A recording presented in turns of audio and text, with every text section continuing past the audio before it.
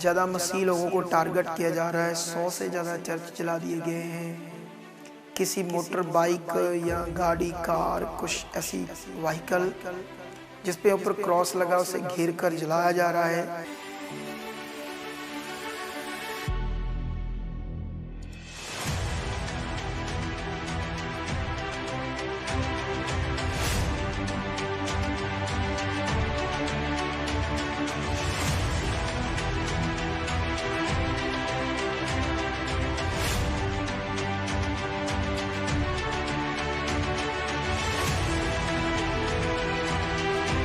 वक्त है हमें एक होने का और एक साथ खड़े होने का। जब भी ऐसे लोग आते हैं, अगर वो 10 है तो तुम 20 खड़े नहीं हो सकते। उससे पूछो कि भाई क्या तकलीफ है तुम्हें, क्या गुनाह किया, क्या बुरा किया।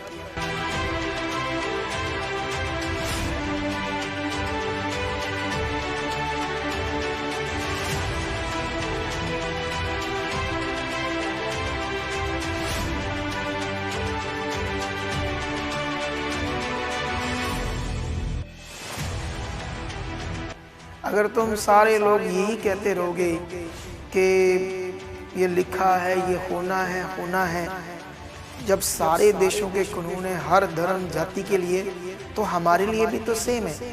बस हमें एक होने की जरूरत है। आगे खड़े होना पड़ेगा, मसीह लोगों को बोलना पड़ेगा दिक्कत क्या है तुम्हें भाई, गलत कहाँ है। अगर धर्म परिवर्तन का दोष लाते हो, प्रूफ ला, नहीं तो तू जैसा तेरे दो हाथ है हमारे भी है।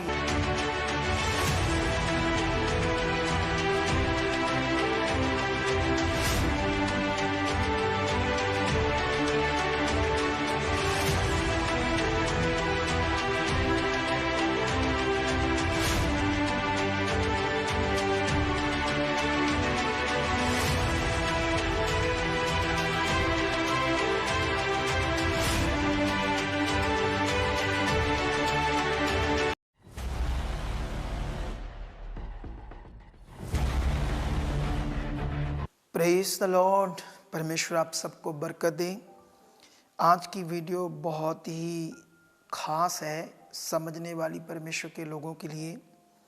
परमेश्वर आप सबका भला करे और मैं चाहता हूं कि आप पूरे मन से, दिल से, जो परमेश्वर ने मेरे मन में हॉली स्पिरिट के द्वारा ये मैसेज को लगाया है, आप अच्छे से सुनो परमेश्वर के प्यारे लोगों, और ताकि बहुत सारे लोगों को इस बात का पता चले।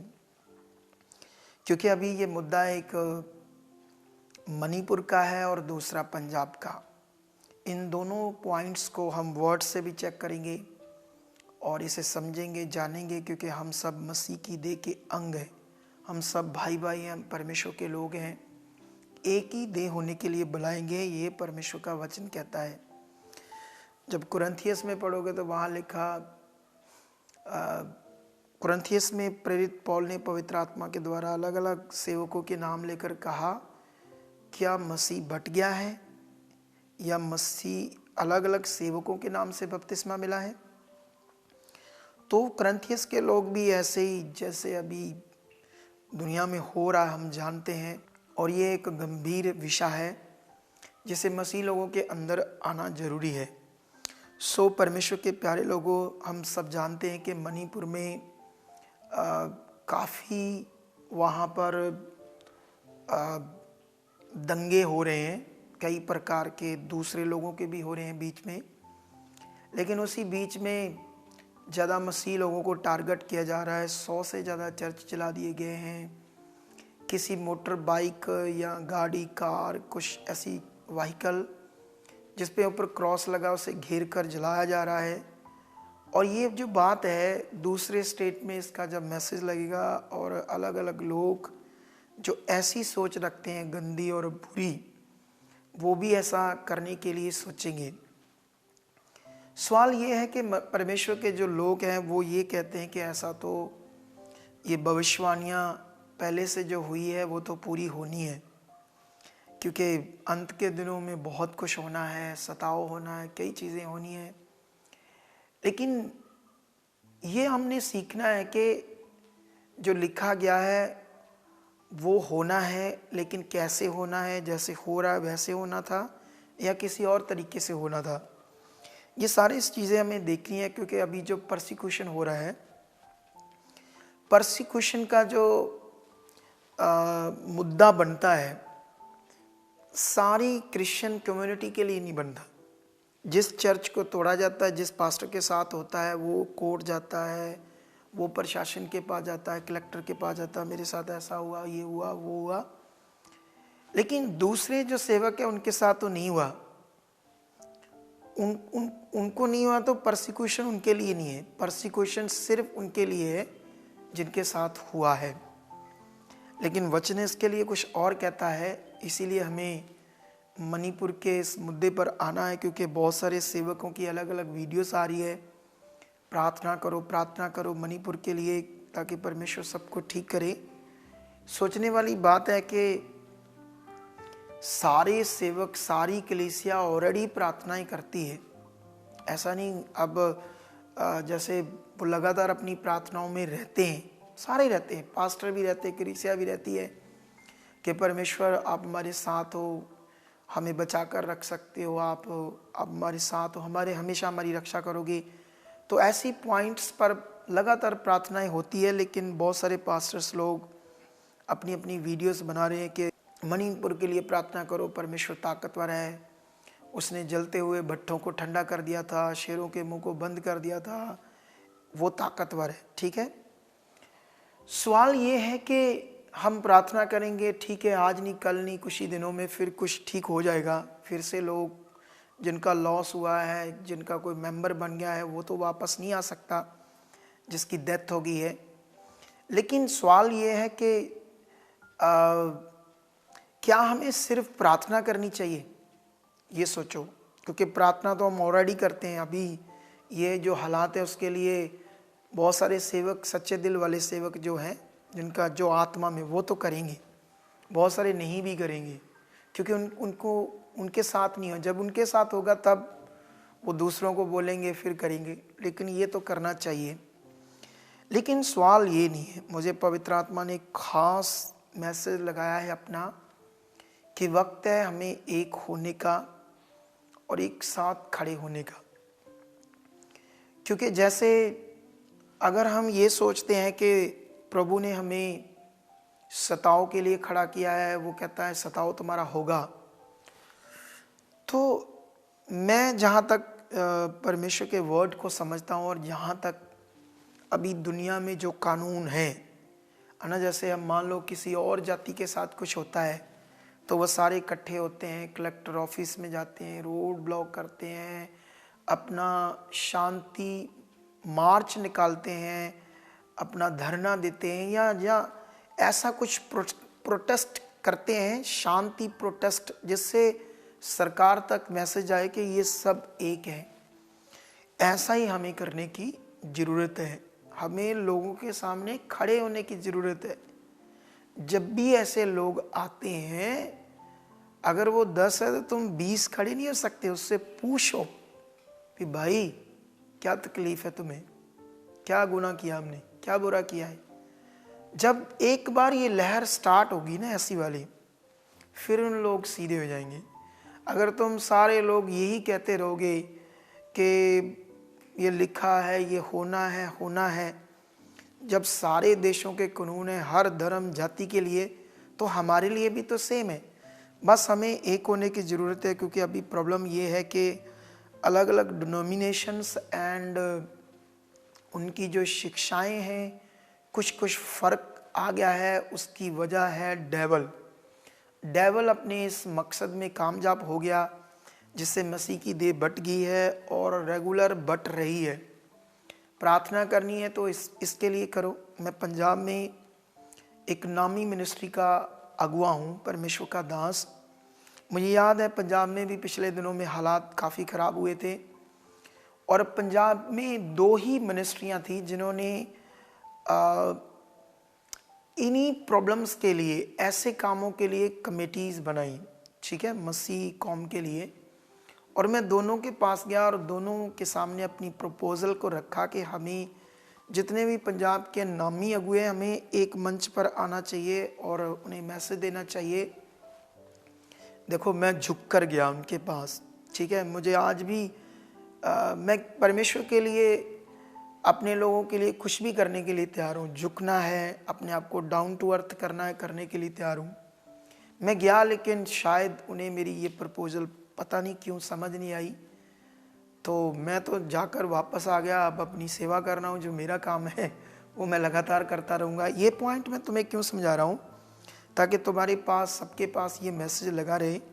तो मणिपुर का मुद्दा जो गंभीर है, हो सकता है ये आने वाले दूसरों स्टेट्स में भी जाए, पंजाब में भी आए, क्योंकि पंजाब में एक दूसरे लोग जो परसिक्यूशन करेंगे, उससे भी एक खतरनाक मुद्दा ये है पंजाब में, जो तुम लोगों को समझना बड़ा ज़रूरी है।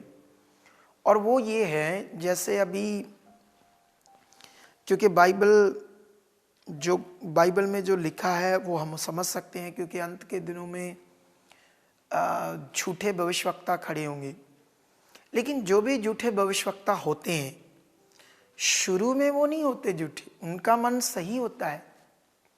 वो अब भी उनके दिमाग में ये है कि हम सही हैं, हम सही से प्रभु के लिए जी रहे। लेकिन एक्चुअली होता क्या है, जब कोई पवित्र आत्मा के द्वारा और बिब्लिकल, जैसा परमेश्वर का वर्ड है, according to word and holy spirit की अगुवाई से नहीं चलता, तो परमेश्वर का वचन कहता है शैतान उसके जीवन में काम करेगा, कई जुक्तियों से, कई प्रकार से, जो सेवक को क्या, कलीसियाओं को भी नहीं समझ आएगा। लेकिन मैं चाहता हूँ तुम्हें मणिपुर के मुद्दे के बारे में मैंने बता दिया कि ये मुद्दा अब सबको एक होने की ज़रूरत है और लोगों को बताने की ज़रूरत है।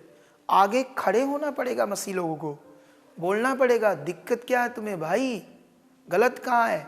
अगर धर्म परिवर्तन का दोष लाते हो, प्रूफ ला, नहीं तो तू जैसा, तेरे दो हाथ हैं, हमारे भी है। जब 2-4 जगह पर सामना करेंगे ना, इसकी लहर जाएगी दूसरे लोगों तक। हम कर सकते हैं ऐसा, डोंट वरी। लेकिन मैं जानता हूँ वचन में ऐसा लिखा नहीं है, लेकिन ये इस समय 21वीं सदी है, खुश खड़ा होना पड़ेगा, तभी बात बनेगी। पता नहीं मुझे आत्मा में आया या बुद्धि में आया, लेकिन इसकी ज़रूरत है परमेश्वर के लोगों को। मैं ये नहीं कहता कि लोगों से मारपीट करो, लेकिन अपने हक की बात के लिए खड़े हो जाओ, ये मैं कह रहा हूँ। सवाल है, अभी पंजाब में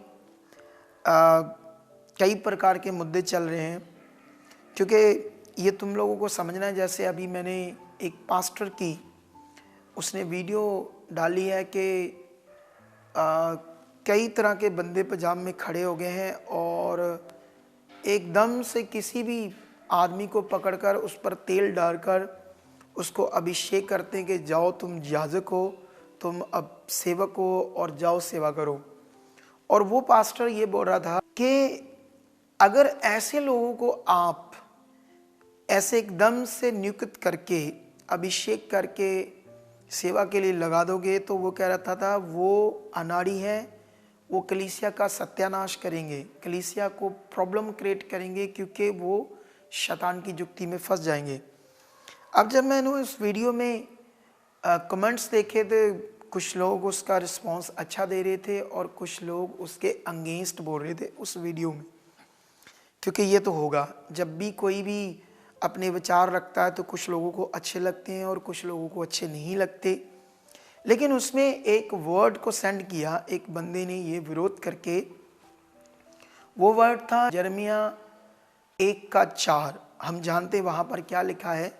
मैं चाहता हूँ थोड़ा सा आपको पढ़ाऊँ ताकि तुम्हें समझ आऊँ उस भाई ने ये वचन क्यों सेंड किया। उसने उसको जवाब दिया था कि तुम भाई पास्टर जी गलत हो, और जो लोग भी फटाफट लोगों को अभिषेक कर रहे हैं वो राइट है, वो सही है, क्योंकि बहुत सारे मजदूर चाहिए, पंजाबी च बोलते वाडे चाहिए, क्योंकि कटनी पक चुकी है। लेकिन ये लिखा तब ये 4 से पढ़ेंगे, यिर्मयाह 1:4 से, तब यहोवा का ये वचन मेरे पास पहुंचा, गर्भ में रचने से पहले ही मैंने तुझ पर चित्त लगाया और उत्पन्न होने से पहले ही मैंने तेरा अभिषेक किया मैंने तुझे जातियों का भविष्यवक्ता ठहराया। तब मैंने कहा, हाय प्रभु यहोवा, देख मैं तो बोलना भी नहीं जानता, क्योंकि मैं अभी बच्चा ही हूँ। परंतु यहोवा ने मुझसे कहा, मत कह कि तू बच्चा है, क्योंकि जिस किसी के पास मैं तुझे भेजूंगा वहाँ तू जाएगा, और जो कुछ मैं तुझे आज्ञा दूंगा वही तू कहेगा। तू उनके मुख को देखकर मत डर, क्योंकि तुझे छुड़ाने के लिए मैं तेरे साथ हूँ। यहोवा की यह वाणी है। अगर और भी पढ़ोगे तो इसी वचन को उस भाई ने जवाब दिया, लेकिन ये वचन सिर्फ यिर्मयाह के लिए है। ये बात याद रख लो। यहाँ पर यिर्मयाह ये बात कर रहा है कि जब मेरे पास यहोवा का वचन आया तो मैंने उसे कहा मैं बच्चा हूँ, लेकिन परमेश्वर ने गर्भ से हमें डालने से पहले जितने मसीह में चुने जाएंगे उनकी प्लानिंग योजना तो पहले से है, लेकिन कुछ बड़े खास ऐसे जैसे यिर्मयाह है, एलिया है, मूसा है, और भी जो बाइबल में नहीं है, कुछ अच्छे दास जो दुनिया में है नामी, उनको भी परमेश्वर ने ऐसी बात की है। हर एक के लिए बात नहीं की। अब सवाल ये है, क्योंकि अलग अलग जब हम वचन पढ़ते हैं, जैसे अभी क्योंकि वो मे भी मैं सीधी सीधी बात करना चाहता हूँ आप लोगों को, क्योंकि पंजाब में एक महाअभिषेक के नाम से सेवा की जा रही है यीशु मसीह की, और उसमें बहुत जल्दी लोगों को क्या किया जाता है, अभिषेक करके। क्योंकि ये मेरे सामने एक बात ना आती तो शायद मुझे ना पता लगता। मुझे याद है हमारी कलीसिया में एक बहन थी और काफ़ी सुसमाचार दे रही थी, बोलने में, लोगों से बातें करने में काफ़ी बुद्धिमान थी, काफ़ी अच्छा मन था। तो हमारी मिनिस्ट्री में उसकी अभी भी गवाहियाँ आपको मिल जाएंगी जो परमेश्वर ने काम किए थे उसके। लेकिन किसी ने पता नहीं उसको ये बताया उस संस्था के बारे में, उस सेवा के बारे में। उसके बाद वो वहाँ चलेगी और उसने कई सारे लोगों को उधर इनविटेशन दिया कि वो बेस्ट है। ठीक है, अब सवाल ये है कि बेस्ट तो सिर्फ परमेश्वर है, लेकिन हुआ क्या, मुझे याद है थोड़े दिन पहले उसकी लड़की है, कम से कम 16 साल की होगी, 15-16 साल की। तो उनको प्रभु में आए सिर्फ 2 साल हुए हैं, और वो लड़की संगति में तो आती थी, लेकिन ऐसा नहीं कि उसके अंदर कोई बड़ा मन था प्रभु के लिए या उसने कुछ खास पास्टर बनना था, ऐसा कुछ नहीं था। वो स्टडी कर रही थी। तो उस मिशन में एकदम से उसके ऊपर तेल डालकर उसको अभिषेक कर दिया कि तू सेवा कर सकती है। 16 साल की लड़की को। अब सोचने वाली बात है, ये तो हमारी मिनिस्ट्री से निकले थे वो लोग, तो मेरे सामने ये मैटर है तो इसलिए मैं बात कर रहा हूँ। लेकिन वो एक्चुअली मिशन क्या कर रहा है, ऐसे जैसे ये थोड़े दिन पहले एक यूके से बहन आई और उसने मुझे कहा, मैंने इज़राइल से, ये देखो ध्यान से, ये ना ऐसे ऐसे पूरा देखो, ठीक है। तो ये ऊपर ना, मुझे पता नहीं हिब्रू में लिखा है या यूनानी में लिखा है, कुछ लिखा है, मैंने पूछा नहीं क्या लिखा है, लेकिन ये इज़राइल से लेकर आई है। तो ऐसे ही उस कलीसिया में जितने भी सेवा करते हैं, ये सेम कपड़ा उन लोगों के कंधों पर डाला जाता है और उनकी वर्दी डाली जाती है, और उनको पूरी जो क्रिश्चियनिटी है उनसे एक अलग लुक दी जा रही है, एक अलग से लुक, सेम वैसी जैसे पुराने नियम में याजक थे। याजक जैसे हम फिल्मों में देखते ना, ऐसे करके वो लोग ऐसे करते थे, ऐसे, तो ऐसे करके वो लोग ऐसे हमेशा कपड़ा डालकर रहते हैं, ऐसी लुक दी जाती है। लेकिन बाइबल में तो परमेश्वर ने ये कहा था कि मैं मनुष्य के बाहरी रूप को नहीं, मेरी दृष्टि उसके मन पर होती है। जब सैमुअल को ये नहीं समझ आ रहा था कि यिशै का कौन सा बेटा है जिसको परमेश्वर ने चुना था, तो वो तो 8वां बेटा था दाऊद, लेकिन वो बड़े बड़े शूरवीरों को देखकर सोच रहा था ये परमेश्वर ने उस समय वचन कहा था। अब सवाल है, परमेश्वर के जो लोग हैं इस दुनिया में, उनका काम दूसरे धर्मों की तरह बाहरी दिख या लुक का विषय नहीं है। हमारा विषय है अंदर का, अटर्नली, आत्मिक गुणों से, परमेश्वर के आत्मा के द्वारा चलना। अब सवाल है, मैंने तो, आप लोग भी कभी ये वीडियो देखे होंगे तो आपके सामने आ जाएगा, लेकिन मैंने तो देखा उस पास्टर का जवाब, एक भाई ने कहा हो सकता है तू शैतान की ओर से हो सकता है इस वीडियो को देखने बाद आप लोग, कई लोग मुझे भी कमेंट्स करोगे, लेकिन जितने भी इस वीडियो को सुन रहे हैं, अगर आप लोग सच्ची प्रभु यीशु को प्यार करते हो, तुम्हें ये याद है अच्छे से परमेश्वर का वचन के जो कुर्बानी है वो यीशु की हुई है, किसी पास्टर की नहीं। अगर पास्टर सब एक ही मकसद है हमारा, तो ये ऐसी चीजें क्यों अलग अलग कुछ पेश करना जिससे लोगों को लगे ये अलग है ये अलग है, ये तो थोड़ा अजीब है। लेकिन जब हम परमेश्वर का वचन पढ़ते हैं तो परमेश्वर के वचन में पौलुस ने ये कहा था कि मैंने बुद्धिमान राजमिस्त्री की अनुसार जो नींव डली है उसके ऊपर रदा रखता हूं, और वो नींव यीशु है। आप जानते हो पतरस को यीशु मसीह ने यह कहा था कि मैं इस पत्थर पर अपनी कलीसिया बनाऊंगा जिस पर अधोलोक के फाटक प्रबल ना होंगे। बहुत सारे लोग सोचते शायद पतरस के ऊपर उसने कहा। ध्यान से वचन को पढ़ना, आज मेरी शिक्षा का वो टॉपिक नहीं तो मैं बता देता, लेकिन ध्यान से जब वचन पढ़ोगे तो यीशु मसीह ने अपने ऊपर कहा था, ठीक है।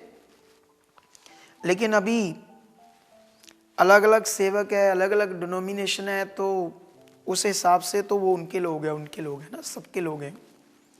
लेकिन ये लोग होने चाहिए थे यीशु मसीह के। वक्त आने पर सारे इकट्ठे होते, वक्त पड़ने पर इनकी एकता, यूनिटी नजर आती, चाहे हम एक चर्च में रहें, क्योंकि जहां हम चुने गए, जहां से हमें सीख रहे हैं, अच्छी बात है, आप वहां रहो, चलो वहां, ये बहुत अच्छा विषय है। लेकिन वक्त आने पर हर एक सेवक ने लोगों के अंदर ये बातें डाली हो।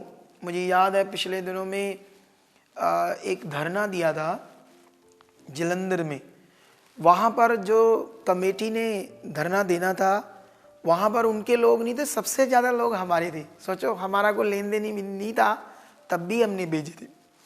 लेकिन ऐसा मन होना चाहिए।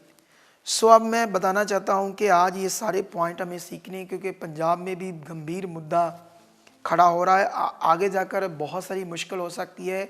क्योंकि ऐसे जब लोगों को एकदम से तेल डालकर, क्योंकि जब हम बाइबल पढ़ते हैं, यीशु मसीह के साथ 3.5 साल तक चेले रहे, उनकी तैयारी चल रही थी, वो सीख रहे थे, कई तरह की मिस्टेक कर रहे थे, कई गलतियां कर रहे थे, यीशु मसीह उन्हें सुधार रहा था, लेकिन कई सुधर भी नहीं पाए। यहूदा इस्करियोती जैसे शैतान की जुक्ति में फंसकर लालच किया, यीशु मसीह के होते होते शैतान ने उनको नष्ट कर दिया, एक चेले को।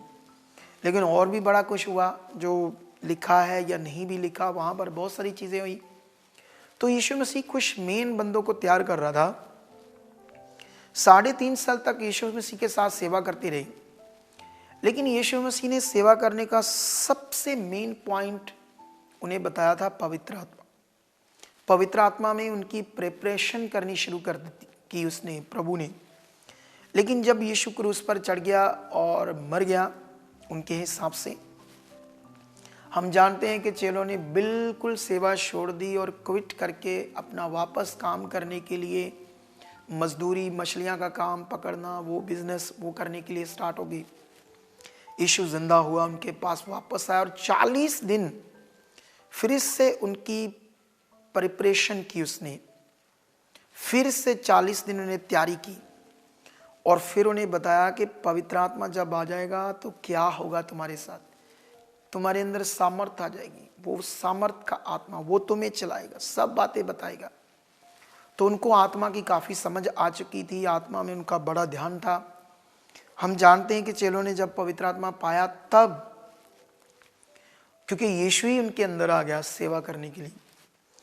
अगर आप लोगों को सबसे जो पावरफुल विषय, अगर हम बाइबल पढ़ते हैं तो यीशु मसीह ने चेलों के ऊपर कोई तेल लगाकर उन्हें अभिषेक नहीं किया था, उन्हें पवित्र आत्मा के बारे में बताया था। हम जब बाइबल पढ़ते हैं, चेलों की भी तैयारी हुई, तैयारी होने के बाद ही वो कर पाए। अलीशा इतना बड़ा भविष्यवक्ता तभी बना जब अपने अगुए के साथ काफ़ी लंबे समय तक अपनी तैयारी को करके फिर एक दिन वो अभिषिक्त हुआ एक बड़े काम के लिए और उसने बड़ा काम किया। लेकिन बहुत सारे लोगों को तैयारी करनी चाहिए, सुसमाचार देना चाहिए, एवेंजलिज्म करनी चाहिए, अपने सेवक के साथ उनकी मिनिस्ट्री में हेल्प करनी चाहिए। जब खुदा की अगुवाई होगी तो वो तैयार हो जाएंगे, तो वो भी एक अपनी सेवा को अच्छा कर सकते हैं बिब्लिकल। लेकिन मैं तीमुथियुस से एक वचन पढ़ना चाहता हूँ आप लोगों के लिए। ये सेवा के बारे में लिखा है और मैं चाहता हूँ कि आप लोग इसे देखो ध्यान से। ये सेवक जो है उसके बारे में तीमुथियुस ने कहा, पहला तीमुथियुस 3:1, ये बात सत्य है कि जो अध्यक्ष होना चाहता है, मतलब अध्यक्ष मतलब पास्टर या सेवक, वह भले काम की इच्छा करता है। यह आवश्यक है कि अध्यक्ष निर्दोष और एक ही पत्नी का पति, संयम, सुशील, सभ्य, अतिथि सत्कार करने वाला और सिखाने में निपुण, मतलब पहले उसने अगर सीखा होगा अच्छे से, बहुत सारी परिस्थितियों से निकला है, सब चीज़ें उसने समझा है, उठना बैठना, किन लोगों के साथ क्या, सब तरह के व्यवहार को समझा है, तो वही सिखाने में निपुण हो सकता है। पियक्कड़ या मारपीट करने वाला ना हो, वरन कोमल हो, ना झगड़ालू, ना धन का लोभी, अपने घर का अच्छा प्रबंध करने वाला हो और अपने बाल बच्चों को सारी गंभीरता से अधीन रखता हो। जब कोई अपने ही घर का प्रबंध करना ना जानता हो तो परमेश्वर की कलीसिया की रखवाली कैसे कर सकता है? फिर ये कि वह नया चेला ना हो। अब सवाल यह है कि हमारी मिनिस्ट्री से एक फैमिली निकली, उनकी बेटी को 16 साल की को उस पर ऐसे उसको महाअभिषेक ऐसे कहकर नियुक्त कर दिया कि तुम आज से जिस किसी पर भी हाथ रखोगी, जो तुम करोगी होगा। लेकिन बाइबल में लिखा नया चेला ना हो। पहले उसको बाइबल में ये लिखा है, आगे पढ़ोगे तो वो ऐसे लिखा है, 8 में लिखा, वैसे ही सेवकों को गंभीर होना चाहिए, दुरंगी, पियक्कड़ या नीच कमाई या लोभी ना हो, पर विश्वास के भेद को शुद्ध विवेक से सुरक्षित रखें। 10 में लिखा, और ये भी पहले वह परखे जाएं, यदि निर्दोष निकले तो सेवा का काम करें। खुदा का कलाम ये कहता है कि जिन लोगों ने भी सेवा करनी है वो अच्छे से टेस्ट इन द सेंस, जैसे हम एग्ज़ाम देते हैं ना, पहले पूरा साल पढ़ाई करते हैं तो फिर एग्ज़ाम होता है, फिर पास होते हैं, तो ऐसा ही खुदा के दासों के साथ उनके अंदर लालच तो नहीं है पैसा कमाने का, घमंड तो नहीं करते, दूसरों को प्रार्थना करने से उनके अंदर महिमा से उतनी बनती। ये शैतान की जुक्तियों में लोग फंस सकते हैं। ये बातें मैं इसलिए आप लोगों को बता रहा हूँ क्योंकि बहुत सारे लोगों को सतर्क रहना है ऐसी बातों से, क्योंकि हमारा आधार यीशु मसीह पर विश्वास है। क्योंकि जब देखो, सबसे बड़ी बात यह है कि इस वीडियो को काफ़ी सारे लोग देखेंगे, मेरा विश्वास है, लेकिन मैं आपको बताना चाहता हूँ, जो अभिषेक शब्द है बाइबल के अंदर, उसका मतलब है नियुक्तिकरण, मतलब ठहराए जाना।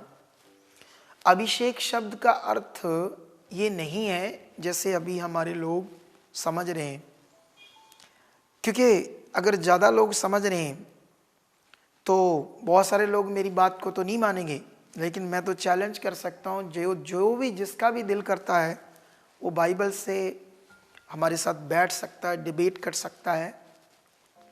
अभिषेक शब्द को मांगा नहीं जाता, वो एक ही बार नियुक्त होने के विषय को कहा जाता है अभिषेक। बाइबल में महाअभिषेक के नाम का कोई शब्द नहीं है, लेकिन बहुत सालों से अभिषेक की बात हो रही थी, तो किसी ने सोचा इनसे बड़ा शब्द आगे लेकर आते हैं ना दिमाग से, तो लोगों को अट्रैक्ट करेंगे, लोगों को दिमाग में आएगा।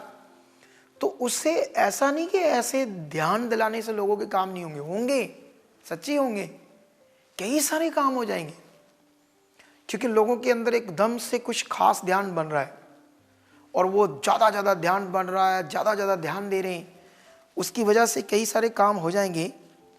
लेकिन अफसोस ये है कि आने वाले दिनों में उसी कलीसिया को बहुत सारी मुश्किलें आएंगी अकॉर्डिंग टू बाइबल, क्योंकि वो अभिषेक शब्द जो है महाअभिषेक बिब्लिकल नहीं है। क्योंकि जब उसका मतलब ये है नियुक्त होना, तो महानियुक्त होना, ऐसा नियुक्त होना तो सबके लिए एक समान होता है। सो परमेश्वर के प्रिय लोगों, आप अपनी राय देना कमेंट्स करके, क्योंकि अभी जैसे अलग अलग स्टेट्स में परसिक्यूशन हो रहा है, तो पंजाब में भी कई तरह के हालात बन रहे हैं। अगर ऐसे चलता रहा तो परमेश्वर के लोग पहले ही मैं उसका हूँ, मैं इसका हूँ, हमारी सोच ये होनी चाहिए हम प्रभु यीशु के हैं। अपनी सेवक के साथ खड़े रहो, वफादार रहो। और मैं तो बस ये कहना चाहता हूँ मटीरियलिस्ट चीज़ें, क्योंकि अभी जो प्रबंध है वो पवित्र आत्मा का है। जब आप चेलों की सेवा पढ़ोगे तो चेलों ने पूरे प्रेरितों की बुक 40 साल की सेवा का रिकॉर्ड है, वहाँ पर किसी भी प्रकार का कोई मटीरियल ऐसे प्रार्थना करके नहीं दिया कि ये ले जाओ तुम्हारा भला होगा। उन लोगों ने पवित्र आत्मा पाने की शिक्षा दी, और जिन लोगों के अंदर पवित्र आत्मा आ जाता है मतलब वो यीशु आ जाता है। जब यीशु का वास हमारे अंदर आ जाता है, पवित्र आत्मा का वास आ जाता है, हम यीशु जैसा जी सकते हैं, यीशु जैसी सामर्थ प्रकट कर सकते हैं अपने परिवार के लिए। चाहे हम सेवा नहीं भी करते, चाहे हम अभी हमारी कॉलिंग नहीं है या हम नियुक्त नहीं हुए पास्टर की सेवा के लिए, तब भी ऐसा कर सकते हैं। लेकिन सोच कर देखो, ऐसी सोच उनके अंदर तो नहीं है, ऐसा विश्वास उनके अंदर नहीं है, लेकिन मटेरियल के ऊपर है। मैं तो बस एक रिक्वेस्ट करता हूँ परमेश्वर के लोगों को, जितने भी इस मैसेज को सुनेंगे, चाहे आपके एरिया में 100 लोगों की संगति हो, चाहे 50 लोगों की हो, लेकिन आपका पास्टर जहाँ से आप चुने गए हो वो एक सच्चा सेवक है, मटीरियलिस्ट चीज़ों से दूर है, भला मन है, आपने उसको चाँचा देखा है, उसके साथ बनो और सीखो।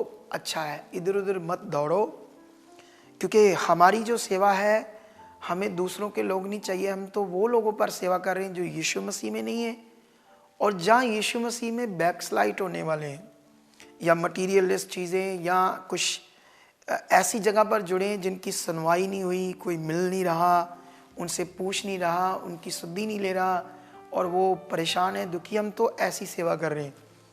और जितने भी ऐसे परेशान दुखी लोग हैं, आओ हमारी मिनिस्ट्री में, हम आपकी सुधि लेंगे। तो इन सारी बातों के बाद परमेश्वर आपको बरकत दे। हमें अकॉर्डिंग टू बाइबल और हॉली स्पिरिट्स के द्वारा अपना जीवन जीना चाहिए। इस समय का प्रबंध है। आशा करता हूँ कि आपको इस वचन के द्वारा जो भी समझ आया होगा, परमेश्वर आपकी मन की आंखें खोलें और आप इन बातों पर ध्यान दो। हमारी थर्सडे और संडे लाइव मीटिंग होती है, आप हमारे चैनल पर विजिट करना और देखना, बहुत सारे लोगों को जीवन मिल रहा है। परमेश्वर आप सबको बरकत दे। God bless you all. Okay, amen.